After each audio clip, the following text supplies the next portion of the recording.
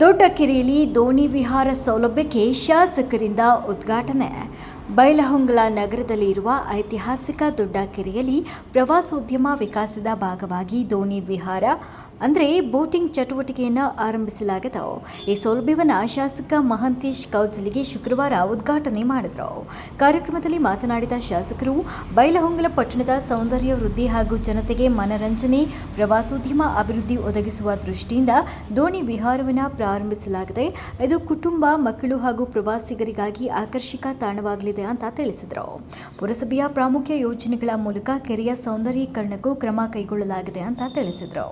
ಉದ್ಘಾಟನೆ ನಂತರ ಪುರಸಭೆ ಅಧ್ಯಕ್ಷರು, ಉಪಾಧ್ಯಕ್ಷರು, ಸದಸ್ಯರು ಬೋಟಿಂಗ್ ಸವಾರಿ ನಡೆಸಿ ಹೊಸ ಚಟುವಟಿಕೆಗೆ ಚಾಲನೆ ನೀಡಿದರು. ಜನತೆಗೆ ಕೈಲಾದಷ್ಟು ಕಡಿಮೆ ದರದಲ್ಲಿ ಈ ಸೇವೆಯನ್ನು ನೀಡಲು ದರಗಳನ್ನು ನಿಗದಿ ಮಾಡಲಾಗಿದ್ದು, ಗುಂಪು ದೋಣಿಗೆ ಪ್ರತಿ ವ್ಯಕ್ತಿಗೆ 20 ರೂಪಾಯಿ, ಪೆಡಲ್ ದೋಣಿಗೆ ಪ್ರತಿ ವ್ಯಕ್ತಿಗೆ 40. ಈ ಸೌಲಭ್ಯವನ್ನು ಬಳಸಿಕೊಂಡು ನಾಗರಿಕರು ಸಂತೋಷ ಪಡುವಂತೆ ಶಾಸಕರು ಕೋರಿದರು. ಸುರಕ್ಷತೆ ಕ್ರಮಗಳಿಗೆ ಹೆಚ್ಚಿನ ಆದ್ಯತೆ ನೀಡಲಾಗಿದ್ದು, ಜೀವರಕ್ಷಕ ಜಾಕೆಟ್ಗಳನ್ನು ಹಾಗೂ ಸಿಬ್ಬಂದಿ ದೈನಂದಿನ ಸೇವೆಗೆ ನಿಯೋಜನೆಗೊಳ್ಳಲಿದ್ದಾರೆ ಅಂತ ತಿಳಿದು ಬಂದಿದೆ.